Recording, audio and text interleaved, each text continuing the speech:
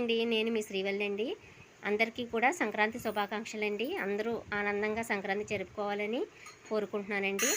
ఈరోజు పెద్ద పండగ కదండి. పెద్ద పండగ అంటే పెద్దలకు పెట్టుకుంటారు భోజనం ఇంట్లోని. అందు గురించి నేను మా ఇంట్లో పెద్దల కోసం ఇవన్నీ చేశానండి. గారెలు, ముద్దపప్పు, పులిహారండి, బంగాళదుంప ఫ్రై, ఇంకా తాంబూలం, నిన్న చేసిన సున్నుండలండి. ఇవి నేను వీడియో ఒకటి పెట్టాను.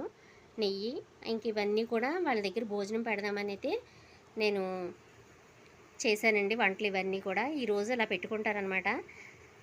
మేము ప్రతి సంవత్సరం కూడా ఇలాగే పెట్టుకుంటామండి పెద్దలందరికీ భోజనం.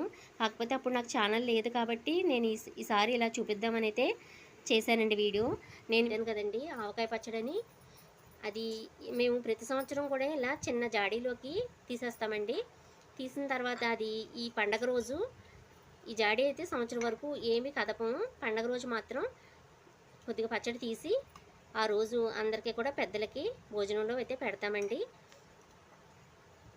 పచ్చడి వీడియో అయితే ఒకటి ఉంటుందండి నా ఛానల్లోని. అందులో కూడా నేను చెప్పాను ఒకసారి అయితే ఇలాగనమాట. మేము పచ్చడి ఇప్పుడు తీసి పెద్దలందరికీ కూడా భోజనంలో అయితే వేస్తామండి. ఇందాక నేను చూపించాను కదండి, అన్నీ కూడా ఇలా ఒక్కొక్కటిగా వడ్డించాలండి.